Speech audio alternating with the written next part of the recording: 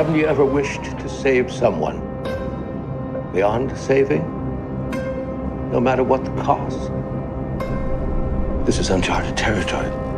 The body has to adjust, of course. We weren't built for this kind of thing. You'd be surprised at the things you find when you go looking. Welcome to the latest episode of the podcast that wouldn't die. I'm your host, Kevin. With me, as always, is Aaron. Good day, sir. This week, we have a very special guest, our old buddy Pete from the Middle Class Film Class. How's it going? Oh, hello. Hello, podcast world. Hello, podcast that wouldn't diers, or whatever you guys call your listeners. The diehards. The diehards, yes. Somebody asked, I think there was like a Twitter question, what do you call the people who listen to your show? And it's like, I don't know, family members? But it's also... No, not family members. No, that's true. Strangers. That's true. They're the ones who don't listen to the show. So, Exactly. No, that's great. in my mind, they're the diehards, but I don't think they've ever been referred to such. But from now on, That's funny. Oh, they'll listen to the ones that they're on. that's okay. That's true. Yeah. That's true. This is our highest downloaded episode because we had two guests on. This week, we're discussing the Canadian horror classic, The Void, starring... Well, there actually were some recognizable people, right? There were Were a there? couple who were vaguely recognizable. So there you go. Look it up. Unless they're on SCTV, I don't know Canadians. You at all. know Michael J. Fox is Canadian, for goodness sake. Need I say more? He was in this movie. He Wait, no, was not in this movie. I was like, what? He is Canadian. Boy, that's. Not in I this was like, movie. that seltzer I had last night was strong. I didn't even notice Michael J. Each week on the podcast that wouldn't die, we discuss guilty pleasures and forgotten classics of the horror and sci-fi genre with a comedic twist. Pete, so what's up with you, man? What's the latest? Oh, well, we're a couple weeks on the show. We're a couple weeks off of our normal schedule. We did 2 weeks ago. We did instead of our normal Gab and Chatter episode, we did an all trivia fun bonus, not bonus episode, but a replacement episode. And we had 3 of our Patreon members come on and compete against Joseph, one of the hosts. And it's a lot of fun. And I love trivia. We did the trivia mini series, limited mini series, like 10 episode arc Absolutely. on the show a little while ago, and that was a lot of fun. And so we did that 2 weeks ago, and then last week, just kind of out of the blue, we had scheduling conflicts, which we haven't had in like 4 years, and we had no episode last week. So we're 2 weeks off. We're coming back today, and every fourth Saturday we stream our show live on Twitch through a local comedy theater called Stab Comedy here in Sacramento. Sweet. Yeah, so we're doing a stream in about say 3 hours and 45 minutes or so. But who's counting? We should be And, wrapped up by then. I don't know. I got a lot to say about this movie from Astron 6. So Now, we are also, you and I are going to be on a podcast in a week. yeah, The Halloween mega podcast. Now, Aaron, you'll appreciate this. Pete was on our Friday the 13th mega pod, and Yeah. he's not a fan of those films. not The first one was cute. yeah. Are you a anti-slasher also? Yeah. Oh, okay. I don't like actively go out of my way to like hate on the slasher genre in general, but I feel like there needs to be a reverence for what came before. But it's okay to be like, you know what, that was good then, Yeah. but it's not good now. And I'm one. It's amusing looking back at it. Now, Right. now it's so much less offensive. It's almost innocent. Sure, yeah, But and I still say the first ones are the best ones. yeah, and I'm a car guy, so a lot of my like reference points are based off of cars. And I've said this before on our show, but you know, the Model A was great. Try to drive a Model A or Model T to Bakersfield from Sacramento right now, and you will thank your lucky stars that you have, you know, a Hyundai Sonata to Right. hop in, you know. Plus, we're not 90 years old, so we have no interest in such a vehicle. And I'm not a contrarian by any nature. My Twitter profile says the same thing. I would rather love a movie than hate it. And I'm very generous with my ratings on movies. But of the Friday the 13th series, I think at least half of them are 2 stars or worse. And the Halloween franchise, It's worse. people, yeah, It is actually like- worse. I think the overall average for me, because I just finished the watch through yesterday. Yeah. All 13. So 12 from the Friday the 13th series, if you include the reboot. Yeah. 13 from the Halloween series, including the 2 reboots, and or 3. 2 reboots There's and multiple, 1 number. Yeah. It's ridiculous, but I'm actually looking forward to it because I've reordered my Halloween rankings list, and I'm gonna piss some people off. Not on purpose, but just I'm seeing the rankings, and I'm like, I can hear Carlo's head exploding as we speak from Puerto Rico. Look, there are movies, a lot of the new ones, and I don't want to, rehash this in a week, but in the new movies I hadn't seen before, really. And some of them are a little rough. Yeah. Let's just say that. I was like, starting the Rob Zombie, not a fan going in, and he did not disappoint. Let's just say that. On brand. On brand, very much so. Yeah, and I always say I love the first 6 Friday the 13th. Mm-hmm. I mean, it's a sliding scale. You love It's not Shakespeare. the first 6. I know. No. You love the first 6. I love them, Aaron. I love them. Halloween, the first one is obviously Dynamite. I have a special place in my heart for the third one. And then it's a lot of digging through the trash. Okay. There's going to be some fun conversation to be had for that. So, and whose feed is that like housed on? Is that your feed? Or is it Film Effect? It's Film Effect. This time Okay. it'll be Film Effect. Yeah. Okay. He's hosting us. So. Awesome. Can't wait. I have some thoughts, and I have some thoughts about The Void too, which is a fun movie. Yeah, it's a fun movie that I've seen before, but I don't think you guys have, right? No.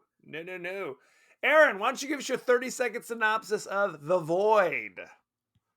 Dude, I was a little hammered watching this last night. So here's the deal. So in said small Canadian town, it looks like Squid Games is a secret society, and doctors have superpowers to turn people into slot monsters right out of the thing. And the local sheriff shuts that down because his baby is a spider baby. He needs to bring his baby back. The end. Succinct, clear. I think we know what you were going with there. Good work. Dude, what's going on with Canada? Because this acting, I kept trying to figure out why it looks like a made-for-TV movie, and then I realized it's just Canadian. So I think that's what this. We had a little bit of this when we watched the Canadian mine disaster, Valentine's My Bloody Day. Valentine. Bloody Valentine. No, I haven't seen that one. It takes place at a coal mine. Is that done by the guy that did Happy Death Day? This was the If original. only. Oh, you watched the original one. Okay. The original. The original from like 81 or something. Okay, gotcha. But Happy Death Day is a goddamn classic. I love Oh, it's so Happy Death fun. Day. Yeah, It's that's so so fun. great. That is something I Yes. can get behind. Absolutely. Now that's a movie. That's a film, some would argue. Film, yes. That's right. Now, Aaron and I, we've established this is our first viewing, and we almost watched the wrong Void. I What was texted him a screen capture of 3 movies called The Void, 2 of which came out the same year. Yes. 2 came out in 2016. So to clarify, this is the Squid Game, and the old fake Malcolm McDowell suddenly becomes somebody out of the Marvel universe. Correct. That's the correct one, right? It's Dollar General Malcolm McDowell, and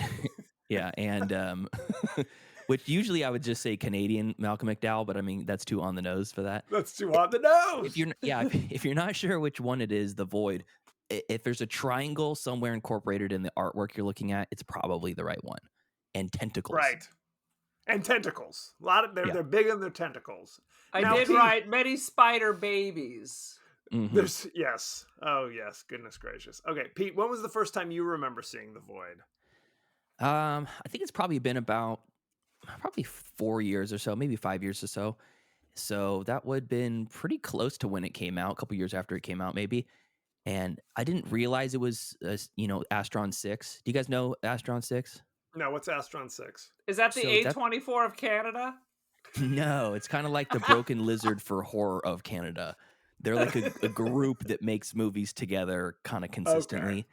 Yeah, so Steven Kostansky and Jeremy Gillespie, those are the writers and directors of this. They also did Manborg, Psycho Gorman, I've heard of Father's Psycho Day. Gorman. Okay. Yes. Have you seen Psycho Gorman? I haven't. I've wanted Okay. to. You're in for a treat because it's way more the fun scales ramped up in that movie, but all the like kind of fun practical effects are taken to the camp level rather than like the ultra serious cult level of this movie of The Void. They also did like The Editor, and they have their hands now because they've kind of proven themselves as these very competent physical practical effects gurus, Right. with a really weird twist. They're now like in they've done makeup and special effects on Crimson Peak, on the new It series, Leprechaun Returns, of course. Of course. Yeah, but I really liked their old stuff. It was very low budget, and Manborg was like a 67-minute, barely a feature that looks like it was shot on a green screen in a garage and is so fun. It's Okay. like Canadian Kung Fury if it was like set in the future, and everybody knows kung fu and is also half cyborg. So it's a Manborg, if you will. Manborg, yeah, he's Manborg. So I saw the name pop up when I watched it the first time. Yes. Like, oh, Kostansky, isn't that like for the guy from Astron 6? And so I knew what I was getting myself into. But this is more somber and ultra serious, and I liked that of it. I don't think it worked as well the second time watching it just this week for this, but as far as like the overall tone of everything, and the cracks do show because it's trying to be like a quote unquote a real movie, Right. like a mainstream movie, and that crappy sort of acting that leaves a lot to be desired works in the low budget stuff, but when you're trying to make a movie that feels like a film, it shows more. It's the juxtaposition is there. So I just kind of turned that part of my brain off for this time and was like, I'm just gonna try to figure out how they do the tentacles going into the guy's head, Right. Absolutely. Well, I mean, it's kind of like, years and years ago, Walking Dead came out, and then the Sci-Fi Channel had Z Nation, and I watched them both, and you could see, well, it's similar themes, I guess, but you could see the markedly reduced quality. Sure. When I think of Canadian horror, I often go just instinctively to Wolf Cop, for example. So, I kind of knew moment I realized it was Canada, I kind of knew what I was getting into from the deepest, It was like as if Yellow Hallmark had made a horror film. It's that quality. Right. Well, you know what? Why don't we jump right in to the highlights? Oh, goodness. Aaron, what you got? Why don't you go first? First of all, the town has like 7 people, but everyone's in the doctor's cult. Who are the Squid Game people? Those are just townies, or are these also spider people? That's Canada's KKK. Right? What? It's the CCC. It's the CCC. Where's John Candy? That's how it is. No, you're right. There's 7 people in the town, but there's at least 150 cult members outside the old crazy hospital that half burned down. Yeah. So that's good. Good time. It just freaking, they have, of course, they start off with the dude in the hospital watching Night of the Living Dead, because that's what you want to watch after you've just had a trauma in the hospital. Why is he in the hospital? Did they establish he's just in there? He got his tonsils out, getting hit on by the candy striper, getting some oxy. It's a small town. It is a small town. One thing, and that was kind of when it turns the corner, when the sheriff walks into the room, and I'm just jumping in, jumping ahead, and it's Beverly the nurse has killed Cliff, the patient. I was kind of like, what? Because Cliff has had 3 lines. It was like kind of that nowhere land where it's like, it's not a non-character. It is a character, but now he's dead. And same thing with Beverly. She's had a couple lines, haven't really established much about her. Now she's sliced her face off and has murdered Cliff the patient. Mhm. And then I was confused. I thought that was Meth Head Joe that got stabbed in the eye. Well, because they didn't zoom in on the face. Right. You're just kind of like, Some dude dead. some dude dead. That's basically what it was. Yeah, And no one seemed particularly bothered by the fact that Beverly had sliced her face off.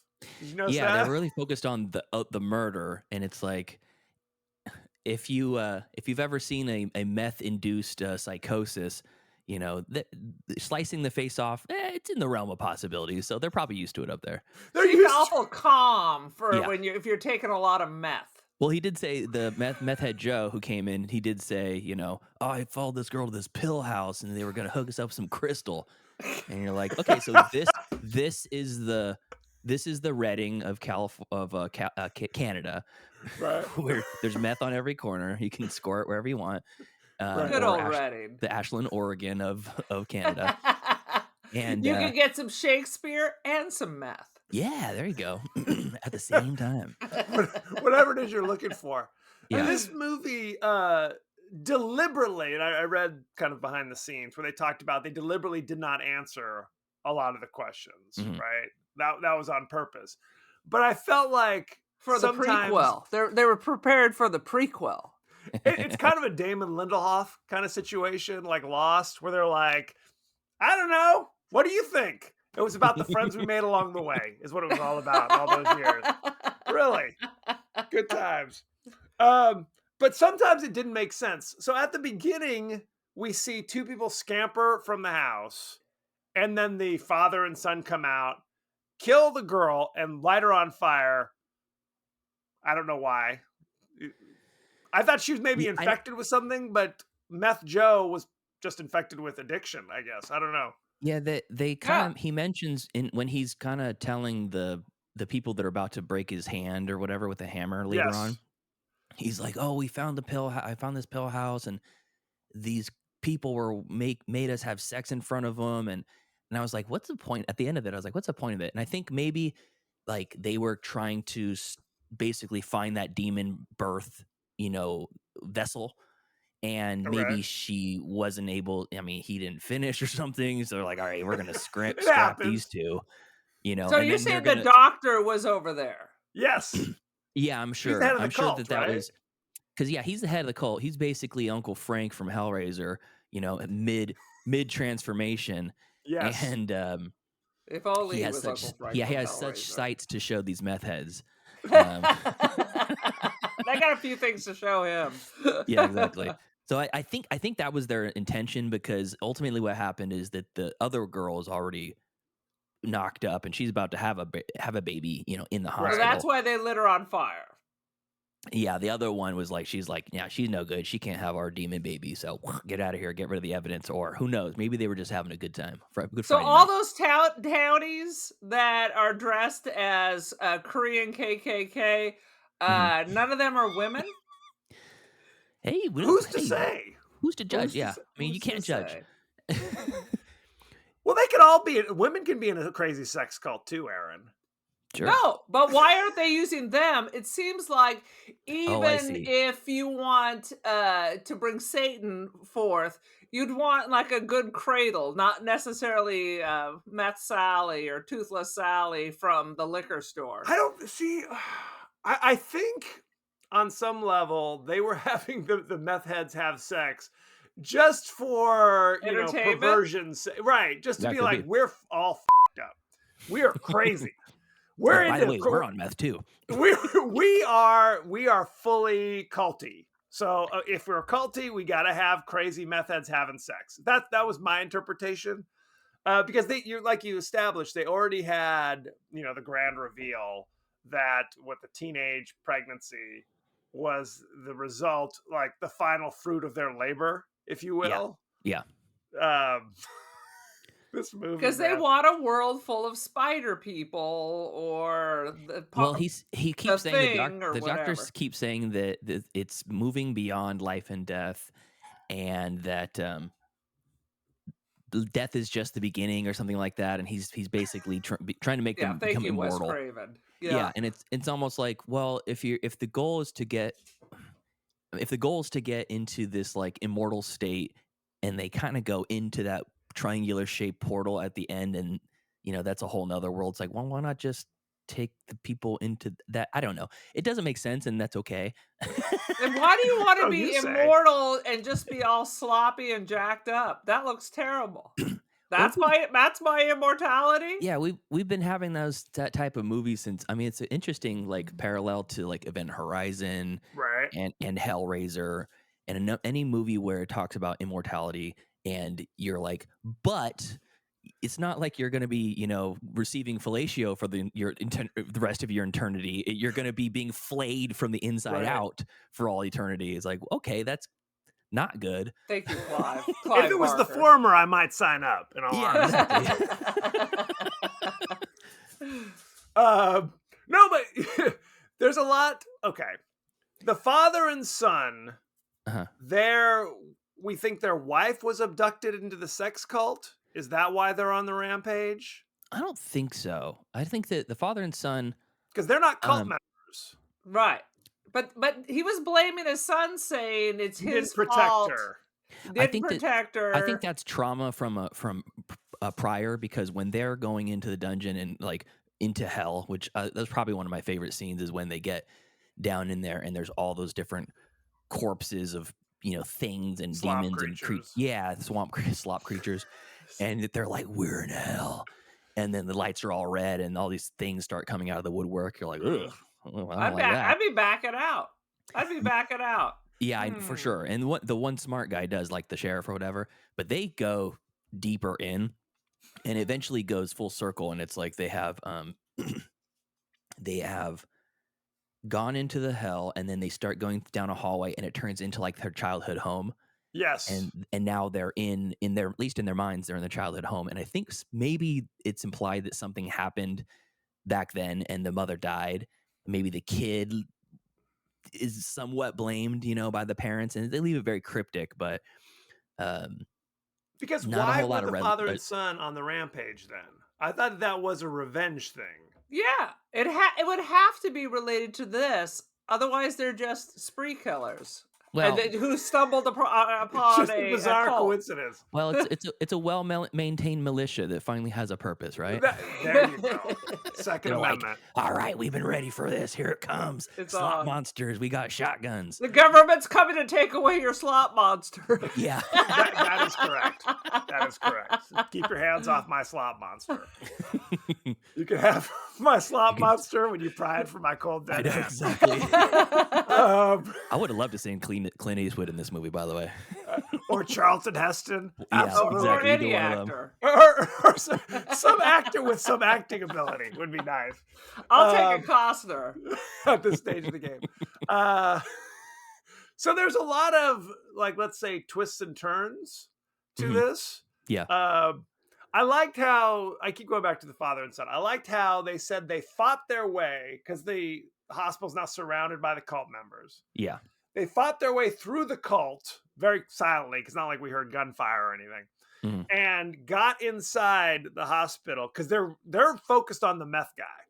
There's 100 cultists outside I could be shooting at, but no, I got to go for Meth Joe for reasons ill-explained. I thought he was infected, and they're trying to kill anyone infected. That's But what I thought. That's apparently not it either. No. Well, the funniest part about the whole thing was the first person that becomes infected. I can't remember who it was, but he Beverly, yeah, I think it was the the girl. nurse, right? Yeah, it was her, and she kind of like blows up to this gigantic form, has all the Yes. tentacles coming out, and she Yes. becomes more slop than man at that point. Yes. And and when the tentacles come out and are like strangling somebody, and they come over, chop the tentacles off or whatever. I don't know, was it her? But either way, the first person they get into, they have the axe and immediately cut their head off. And you're like, there's been no lore established that this is what's going to kill it. Correct. They're just like, you know what? I got it. I might as well just cut the head off. I'm here, right? Yeah, I'm here anyways. I feel like I'm going to regret it. I later if got I don't. axes, so I got to do something with it. Well, and the thing about Beverly the nurse is there really was no like incident that caused her to first flip out. There wasn't like she's not like, "Oh, my head, I'm being possessed." There's no Sure. moment like that. Suddenly out of the Nor blue, go nor ahead. anything where you would actually give a crap. Right. That was kind of the thing. It's like I felt like we needed more establishment from Beverly as a Mhm. character that we give a damn about. And either more or less for Cliff. If Cliff's just a body in a bed, cool. Stab Who away. doesn't like applesauce? Right. But if you're gonna give him some lines, I almost need you to like establish him more as a character that I care that he just got his eyeball poked by some surgical scissors. He Yeah. could be the sheriff's little brother. He could be blah blah Something. blah. Absolutely. I So don't. I go think ahead. that it's almost like this hospital is becoming like this landing pad for this demonic resurgence, and we find that out as the movie goes on because why is the basement full of those things? Where did that come from? It's like you don't get a whole lot of the answers from it, but much like Event Horizon, what it doesn't do that Event Horizon does is it tells you why. It's like, oh, we went Right. and we jumped through this portal and we accidentally crossed through hell and we picked up something along the way and it's Right. growing and we're becoming slowly turned into this hellscape. With this, you're like you get at the end, you're go, okay, well the doctor is taking on some demon powers Yes. and maybe there's a portal and stuff's coming out of the portal or it's a dark energy or something. We don't know. You're all left to figure it out. But the plot is not why I come to this movie. Right. The acting is not why I come to watch The Void. Eh, It's to watch slop monsters and tentacles going into people's orifices and parts of their body that should not be an orifice. that is true. They make their own orifices, no question. Um, but so it's funny. It's like we watched Eraserhead earlier Oh, this fun. week. Also, not really focused on plot, if you will. Yeah. So it's kind of that thing where it's like, I guess you just have to let the weirdness wash over you, the tentacles splash you. I guess. I'm sorry. Are you saying that this is like David Lynch's Eraserhead? I think they're very is similar that in tone and quality. shut, No, not so much. shut your goddamn mouth.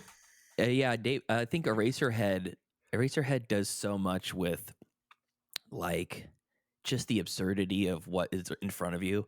You don't. Yes. Thank you. Thank you have you. no idea. Yeah, you have no idea. You have no idea what's happening. You don't know how it got there, what the creature is even, and and with the Void, it I think the mystery of it is a good part of it. Right. If you focus on it and you're thinking, what is this happening? Why is that happening? I don't want to know this and that. It's very easy to poke holes in it. And that's but what we do on this show. Yeah, no, that's fine. I'm all about it because I remember liking it a lot more on my first watch. And like I said, I think this is not presented as an Astron 6 production because the tone is so different from their other stuff. Right. And you mentioned Wolf Cop earlier. That's the tone of their other What a stuff. name. Right. It's kind of funny. Is Yeah, what Wolf Cop. yeah, you're laughing and kind of hooting and hollering at the screen as it happens. Right. Yeah, one of their previous movies called The Editor. It's shot like a 70s giallo movie. Well, let's get right back to Yes. Yes, the sorry. boy. More pearls. I appreciated the moment when the pregnant teen finally gives birth to the ultimate slop monster, which is as big as a house. So Yeah. I don't know how big her womb is, but boom. It's like the TARDIS. It's Yes. the TARDIS. Bigger It than absolutely is. Her womb is the TARDIS. Yes. Absolutely. Exactly. Her womb is well, and it kind of explodes out of her. Did you notice that? There was literally Yeah. an explosion sound, and then like viscera flies, and she's still with us. She's still looking around, going, "What's going on?" She's being dragged along as the creature, I guess, is still attached by an umbilical cord. Yeah, that's Good time. gnarly. Yeah, that's why they didn't want to use any of their female cultist members because they knew that she would be exploded when the Payman the demon god comes out, demon baby god. I like the skull attached to it. It reminded me of the bear from Annihilation. Yes, Absolutely, I could see that. Not as deftly No. played, but yeah, I could see what you're. That's a top 10 all-time tense, freaky moments in theaters for me was that bear scene. I saw Annihilation in theaters, and hearing it scream out in a human Yes. voice and then rip what's her name's Tessa Thompson's jaw off or whatever, whoever it was, Gina Rodriguez's jaw off. Gina Rodriguez. You're yeah. like, oh my God. Aaron, we reviewed Annihilation. Do you have any recollection? No, Natalie Oh, Portman. no. One of my favorite sci-fi's last 20 years. You So literally good. make me watch so many movies that's just a blur. Quite frankly, I want you to tell me what happens in this movie, because my understanding is the doctor was bringing back his daughter, but yet That's the daughter, the king baby, meth baby. so demon. even though there were 5 other meth babies that they just keep stomping out, they Uh-huh. keep having to bring them. And what's the point of the portal of hell in the I think bottom that- of the hospital? My interpretation is that the portal is where the powers come from. Like it's been there, like he had to summon the portal so he could get his powers, then to bring her back. It's a 10-step process. We're only seeing steps 9 and 10. So And how is the slot monster the daughter from the picture? it wasn't painfully obvious. She looked just like her. She had her eyes. But then after she swallowed them, then what Yes. happened? The- So she is had he her eyes trying out. to create an army of slot monster daughters? And why isn't he a slot monster then in his final form instead of weird 70s dad? We He's We always kind of want- like a black, bony. He's f***ed up too. But they Right. show a picture when he's young and he was never so ripped. Oh shit! we always want, for our children what we were not able to have ourselves. you know? There it is. It was always my dream to be a slot monster with many I appendages. could never get it, so at least my child can be a slop monster. I like that. No matter what explanation we give, we start out with, "Well, my interpretation is." Yeah. It's like Who was that we're reviewing art or something. Who was it you were talking about earlier? The Lost.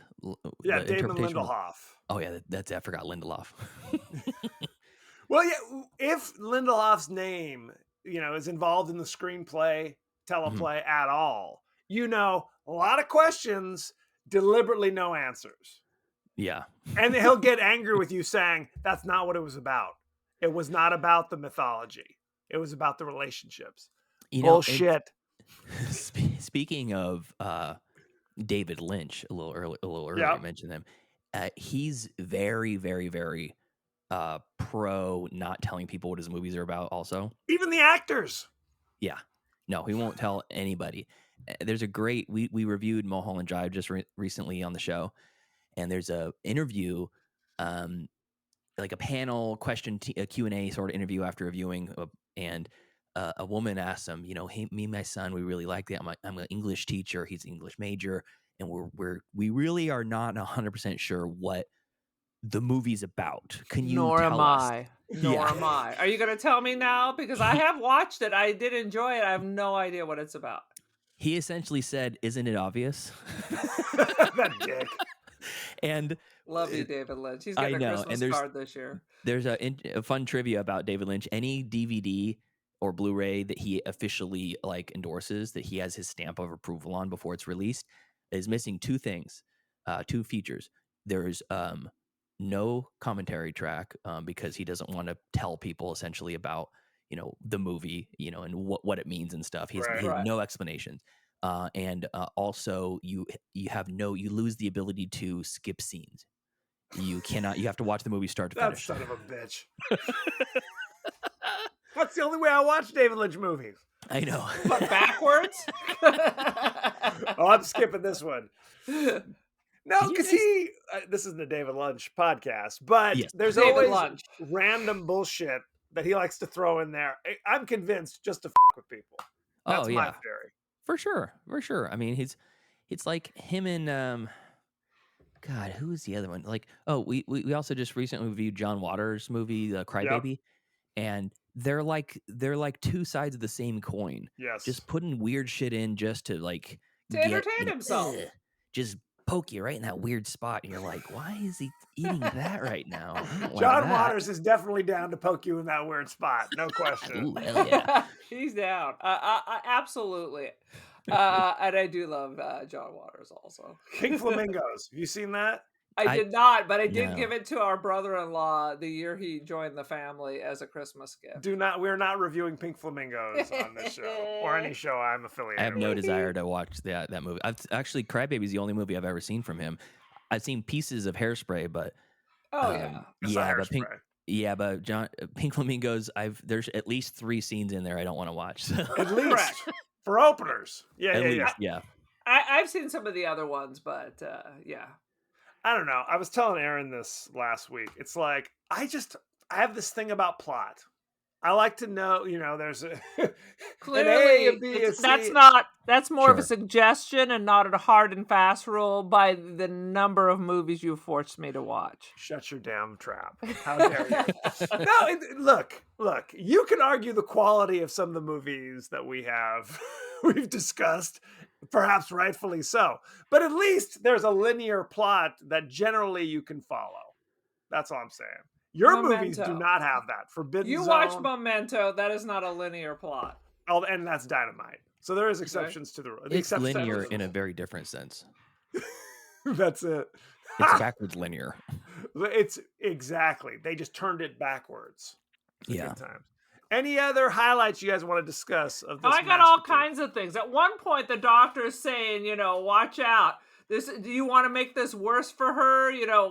When his wife is all tubey, I'm like, really? How could she be worse? How is this what's he gonna do to make this situation a little Right. bit worse? Yes. And because we just saw David Lynch, I assume any of these tubes coming out of her is just semen everywhere. Yes. Oh, I'm sure. No question. I didn't like at the end. I found it bizarrely unsatisfying that the 2 people to survive in the hospital were the candy striper who disappears for the last 45 minutes and hides in a closet, and the son. As Aaron would do. That's right. And the son who literally has no lines. Right? He's called the son, and he just kind of reacts to his abusive father. That's all he brings to the table. Good How time. about the police officer who's literally been shot, stabbed, run Oh, yeah. over, and the motherfucker just keeps getting up, and you walk it off. You walk it off. Shake that stab wound out of your shoulder. Well, and in the alternate world they were living, the new hellscape, his estranged wife, totally fine. No tubes or anything. She's like, oh, I'm cool now. Let's hold hands in this hellscape. What's a candy striper? Those are the volunteers. Well, they they're used to like- they change bedpans. Yeah, well, okay. So Candy Striper, what is it? It's a volunteer kind of nurse in training kind of thing. Isn't that, Aaron? Oh, They is used you're to talking be about like Ellen high Wong? schoolers, High or school something. age, right. They want to be nurses one day, so they kind of volunteer after Oh. school. And I they don't know. wore these pink and white striped outfits, Got it. Okay. so you knew they Like were Nurse- not qualified like Nurse to Joy do a from goddamn Pokemon. thing. I know you guys both understand that reference. Kevin might.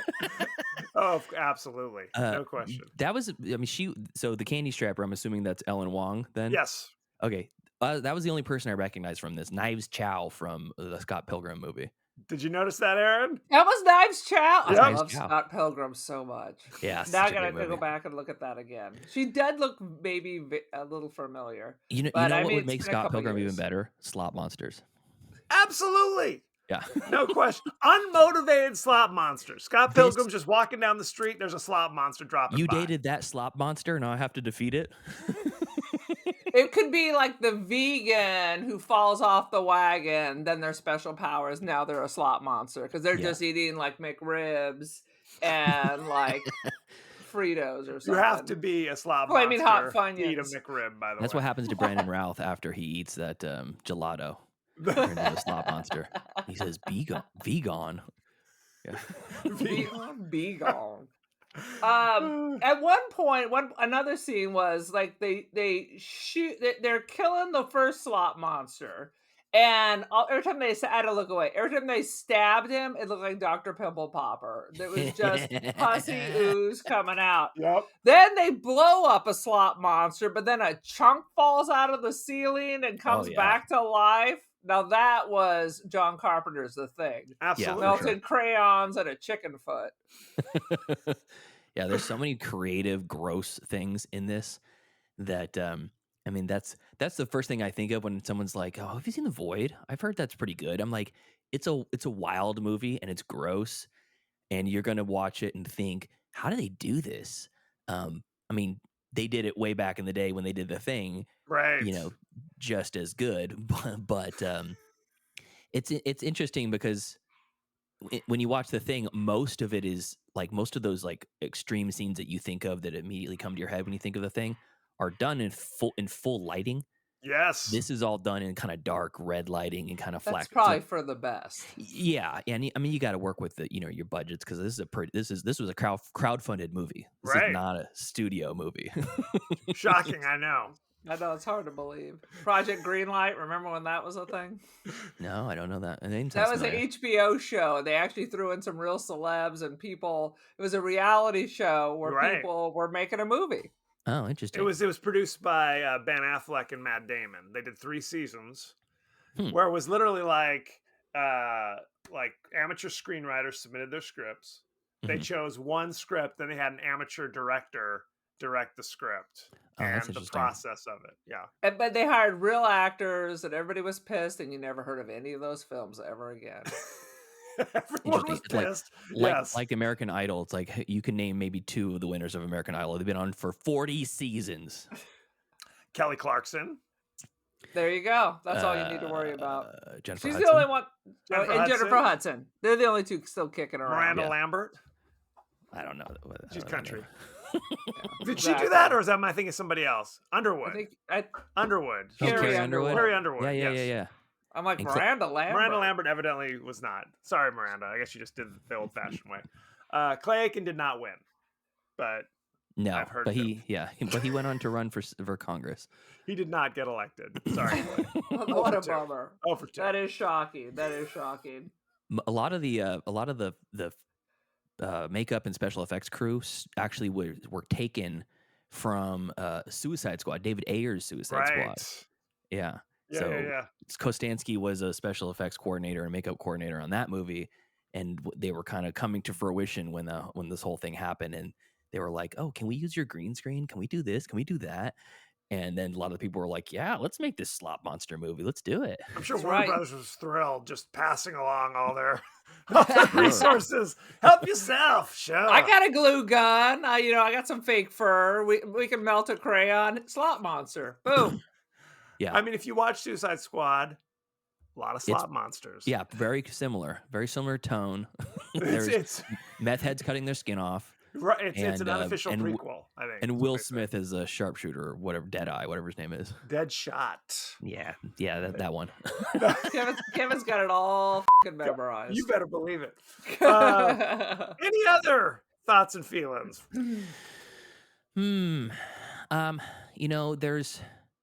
This is objectively not a great movie. Objectively. But yeah, there's no arguing that. But I really like the DIY like world of film, and I like it because I made movies when I was like a kid, teenager. Right. You got a mini DV camcorder. It was finally like attainable to be able to carry a camcorder around with you. So me and my friends made movies. We made commercials. We made music videos. Some of my friends now are in like film production and advertisement production, like high-end advertisements and stuff like that. And Yeah. it's like it would be so cool to make something like this. And even one scene, I can imagine just how much that would take of my life to make one of these scenes. Absolutely. Creating the monsters, test running the special effects, testing it under different lighting situations before you hit the slime button, the cum button. There needs to be a slot button that you just hit like it's on. You can't do that on television. It just oozes out. Yeah, every time. Double dare. Every time he says "angels to some, demons to others," you hit the button, and then just the A bucket of slime just drops on. yeah. Yes. That's But much to it's- ask. I love that. Just thinking about it in terms of that, and it's like the story. Who cares? I get what you're saying. It's like if I'm going to invest, 100 minutes of my life into this, I want a congruous plot, and I want to see some resolution at the end. I don't want them to be standing in a vacant wasteland with triangles all over the place. And then you're like, okay, now I'm in the Outworld from Mortal Kombat. Yes. It can be frustrating, but it's like a movie like this feels like it's just the plot is just a means to get from one goopy scene to the next. Right. And And Aaron texted me. I watched it earlier in the week, and I said it's decent. I didn't hate this movie. It sounds like I'm tearing it apart. I did not hate it at all. Yeah. There were definitely questions. Yeah. I had about it. So we'll talk about our ratings in a bit. Shall we go behind the scenes? Boom. Behind the scenes, as you mentioned, The Void was a crowd-funded project. Yes. Specifically, the special effects.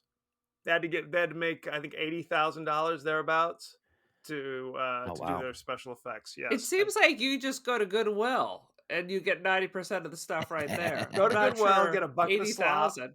and you're good to go. Hardly anything in the film is CGI. All of the monsters, gore, etc., are real effects created by the team behind the movie. Yeah, you didn't have to tell me that. How dare you? I'm glad. I'm glad for that. It They stinks ain't when got you, no CGI budget. I know. When you have a really interesting like a practical effects movie and then all of a sudden their CGI blood pops out and you're like, I know. It sucks. it's weird. It's like it so takes you out of it. obvious. Right. Yeah. I mean, look, Jurassic Park was a huge leap forward in kind of CGI. Obviously, you couldn't Yeah. make that movie without the CGI. But Mhm. generally speaking, I think you got to go practical. Mhm. You got to. It's Can like you watch. Years ago, I watched. Was it Triple X2 State of the Union? And Oh, it was literally hell like yeah. with Ice Cube. You know it, don't you? Yes. Oh, yeah. The entire climax was just CGI, Mhm. which is like it's like you're watching a cartoon, which is fine, but it takes away something. That's all. I was watching John Wick 4, and at one point, and maybe it was 3, it was 3 or 4, and he's driving and he's spinning through a roundabout, and it's so obvious that he is not in the car. There's like this overlay Right. putting him in it that clearly does not match. And those movies are fucking expensive, and nobody says, "Hey, this looks like shit." Yeah. Oh, people say it. They're not the decision maker. And I love 3 and 4. So I thought Before I 4 move was on, I dynamite. have to comment on one thing about Jurassic Park Please. because people a lot of times will talk about how great the practical effects is and how great the CG is in it. The thing that makes it so good, and it's been said before, is using it when you need to and not when you don't need to. Right. Using the CGI when you need to. So there's one specific scene I just watched that again recently. I've seen it like a billion times. And there's the scene where Nedry is about to get oil slicked in the face by the Slob. Dilophosaurus. Yes. Yeah, he does get slob monstered. So he throws the stick. He goes, "Hey, see the stick? See the stick? Stick, stupid! Yeah." And then he throws the stick. If you look in that shot, the Dilophosaurus he turns to look back where he threw the stick. That's a CG shot. And then the next shot, he's standing in the same spot, and that's practical again.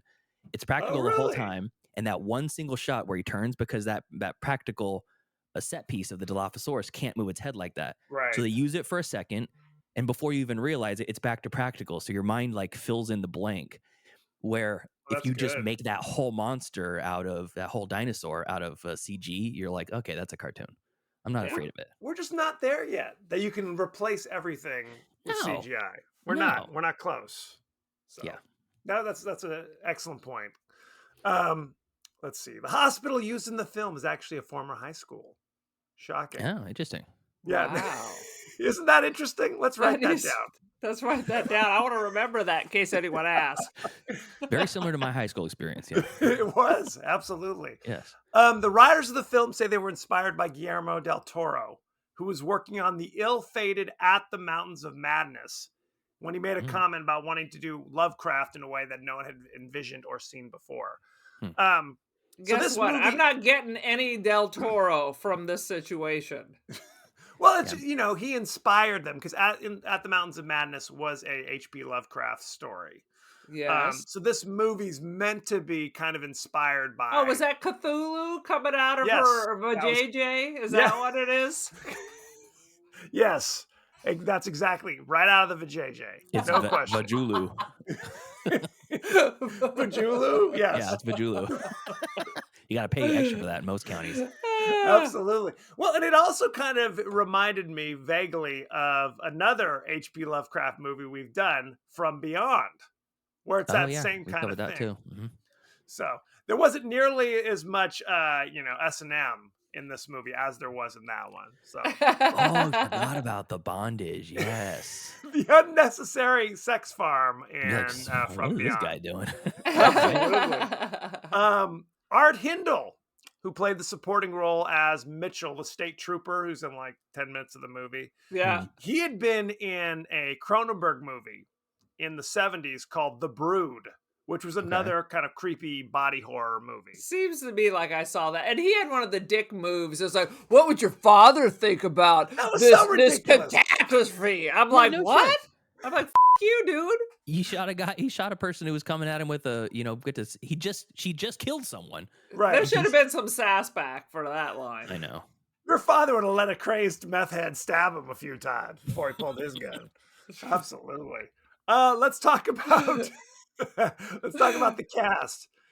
I mean, they're Canadian. I'm sure they're very Canadian. popular. Degrassi Junior High. There's a lot of those things. They're very polite. Mhm. Absolutely. Let's see. Aaron Poole played Daniel Carter. You know him from such things as The Empty Man in 2020. You know it, don't you? Oh, yeah, I actually like that one. It was really good. Oh, there you go. He was There's a lot of in. emptiness here. He was a writer on the short Oracle, Okay. and he played Johnny in 2007's This Beautiful City. Oh, wow. He is currently on the Most Dangerous Game TV series. So there you go. I don't Is know how that like Survivor? See, this is what I always said. Why Survivor, how you want to get that better, you turn it into the Most Dangerous Game, and there needs to be snipers up in that palm tree.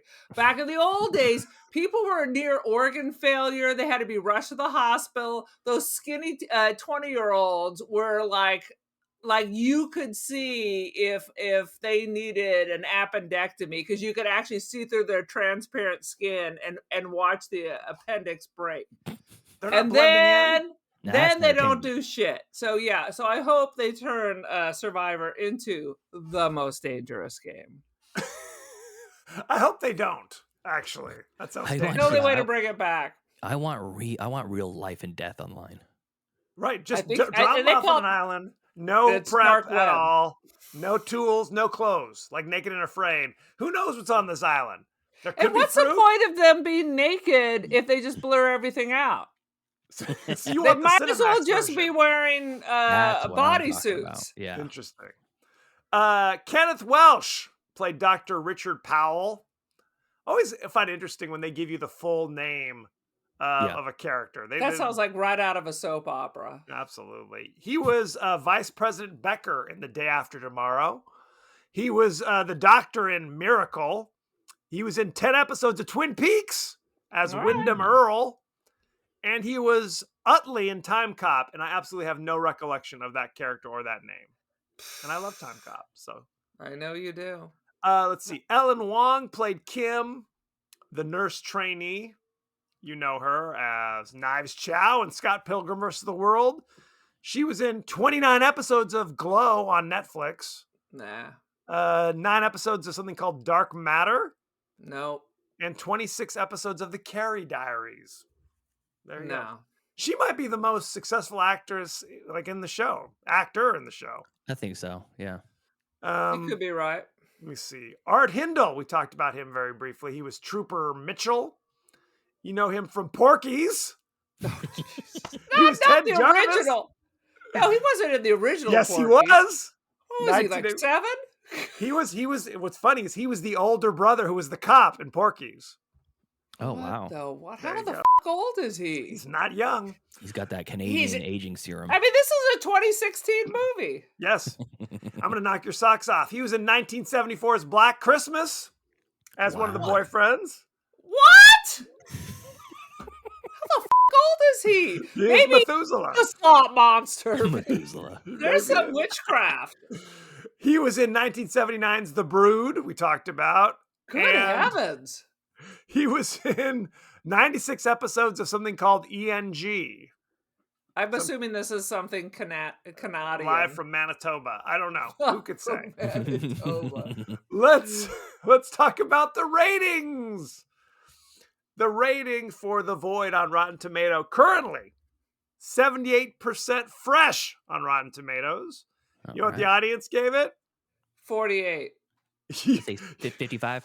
48. Look at that. Oh! Wow. I'm buying lottery. I'm buying lottery tickets I'm in today. awe. That was pretty impressive. Let's talk about the top critics, what they had to say. See if there's anybody we recognize. And let me just say, staff writer is not top critic. If they're on here, I'm doing variety staff. Get ready. Tom Huddleston from Time Out says, a gloriously unfettered throwback to the wild days of the 80s horror. 4 out of 5. Isn't that Loki? That's Tom. That's like Loki does a little writing on the Tom side. Hattlestack.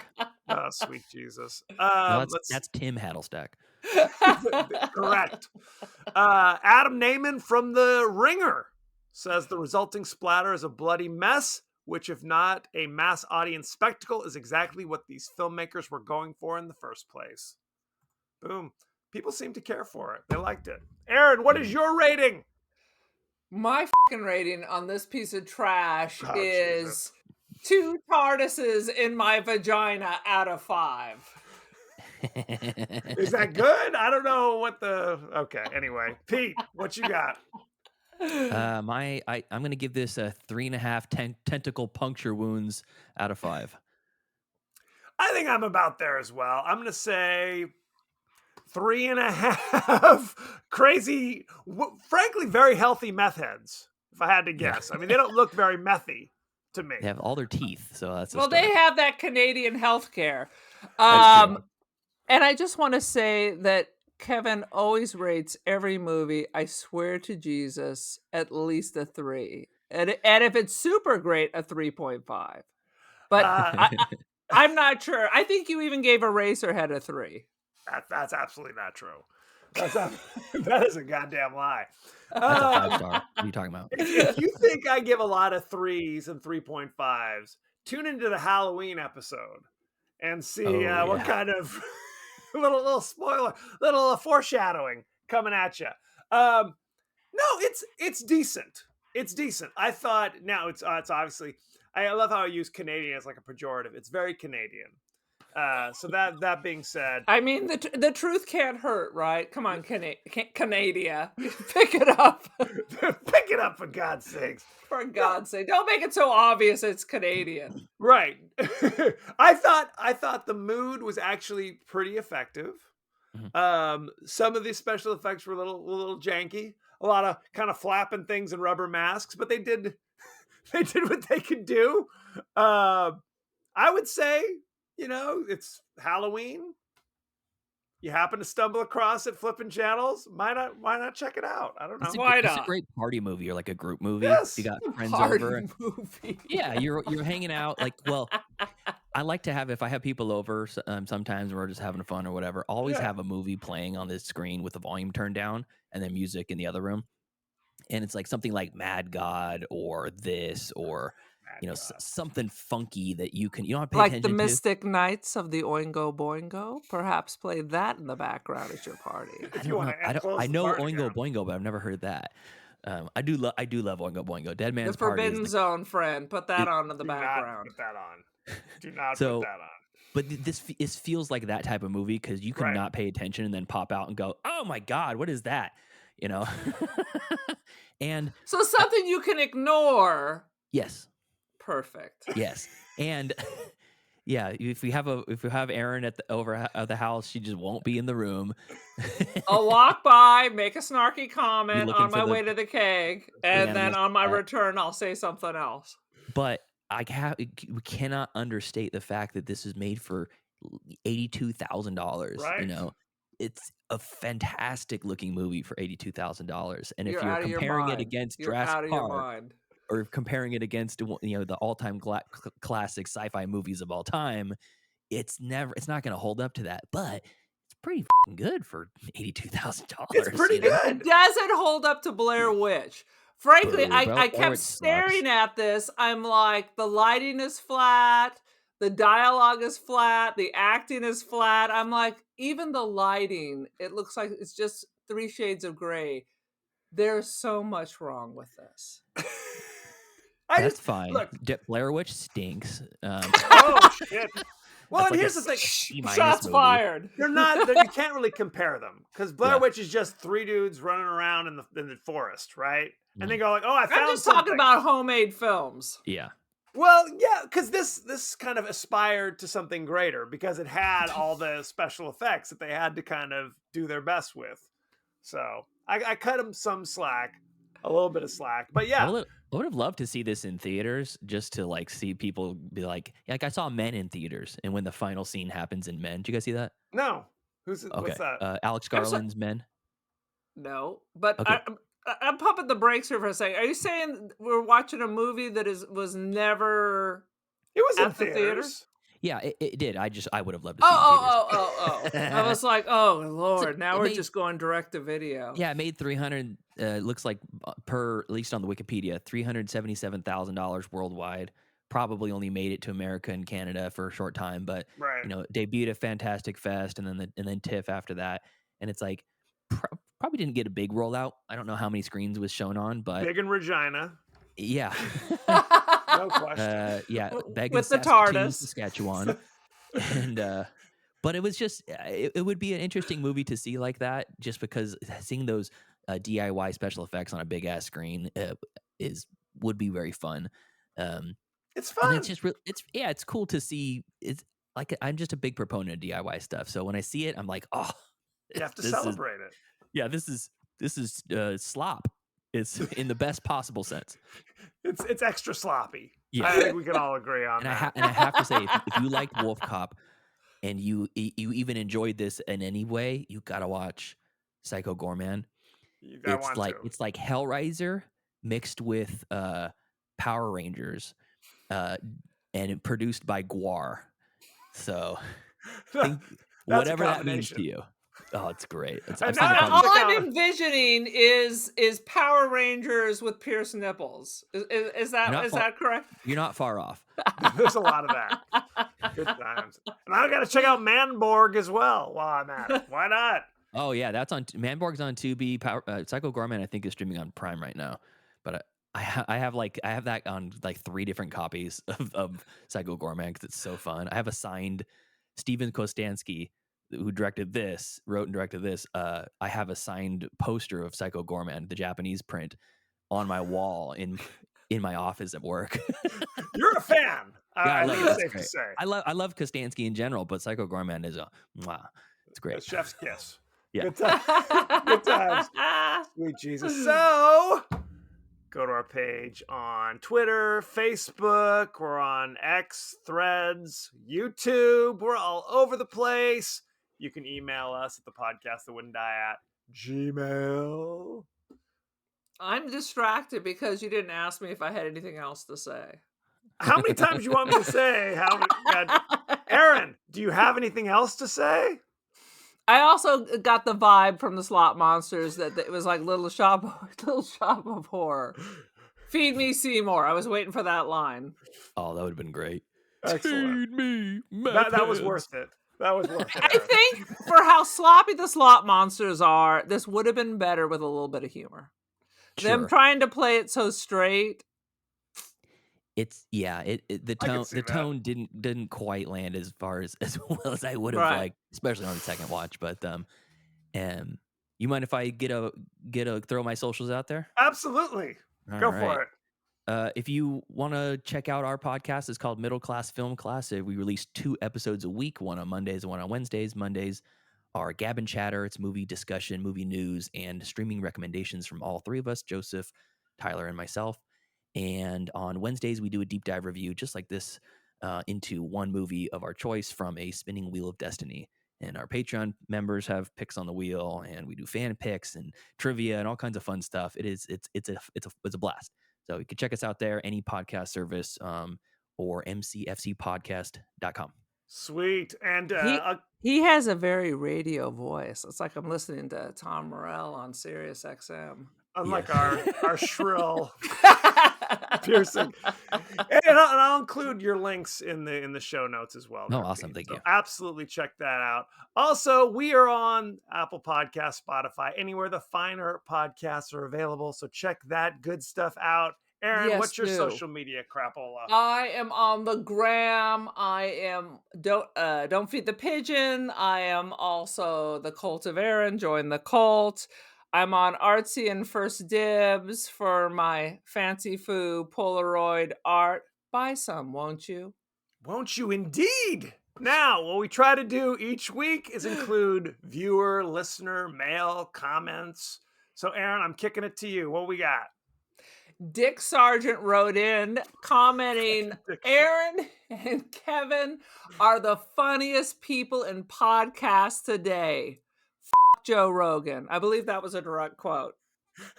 Well, generally speaking, I hope that we're directly quoting the listener and viewer mail rather than just kind of, giving our God impressions. forbid you think I'm exaggerating, but that's how hardcore our fans are. Thank God you. Dick. forbid, indeed. Next week, we're discussing the sci-fi action film Dredd, Dredd, starring Carl Urban. Love it. So good. Cersei Lannister is in this one. Wood Harris. It's an all-star cast, for goodness sake. You can watch it on Netflix. So you don't have to. Oftentimes we punish Netflix our right now. listeners That's by nice. saying, drop $3.99 to watch Eraserhead on Plex or something. So thank goodness for that, at least. So send in any favorite scenes, favorite quotes, comments, and questions, and we may discuss it on the show. So thank you very much. Thank you to Pete for joining us. Yes. And it's been be a delight. well. Thanks, guys. You bet. Bye. Toodaloo.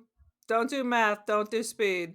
Look what'll happen. Slot monsters will come and kick your ass. Don't mess with the slot monsters.